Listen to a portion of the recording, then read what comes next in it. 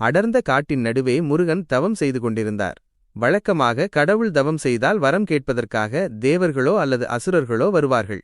ஆனால் அன்று ஒரு சிறுவன் அங்கு வந்தான். அவன் முருகனின் அருகே சென்று அமர்ந்தான். முருகன் கண் திறக்கவில்லை. சிறுவன் பொறுமையாக காத்திருந்தான். நீண்ட நேரம் கழித்து முருகன் மெல்ல கண் விழித்தார்.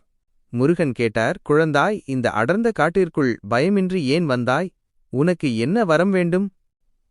சிறுவன் சிரித்துக்கொண்டே சொன்னான், இறைவா, எனக்கு வரம் எதுவும் வேண்டாம்.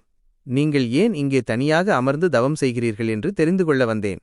முருகன் புன்னகைத்து, நான் இந்த உலகத்தின் இரைச்சலில் இருந்து விலகி அமைதியை தேடி இங்கே தவம் செய்கிறேன் என்றார். அதற்கு அந்த சிறுவன் கேட்டான், உலகை படைத்தவனுக்கே அமைதி தேவை என்றால் சாதாரண மனிதர்கள் எங்கே போவார்கள்? நீங்கள் காட்டில் அமைதியை தேடினால் மனிதர்கள் தங்களுக்குள் இருக்கும் காட்டை, மனக்குழப்பத்தை எப்படி சுத்தம் செய்வார்கள்? முருகன் அந்த சிறுவனின் கேள்வியிலிருந்த உண்மையை உணர்ந்தார். உண்மைதான். காட்டில் அமர்ந்து அமைதியை பெறுவது தவமல்ல. குழப்பமான உலகிற்குள் இருந்து கொண்டே மனதை அமைதியாக வைத்திருப்பதே உண்மையான தவம் என்று கூறி தனது தவத்தை முடித்துக்கொண்டு மக்கள் வசிக்கும் இடத்திற்கே திரும்பினார். கதையின் சாரம்சம்: நாம் கடவுளை தேடி எங்கோ ஓட தேவையில்லை.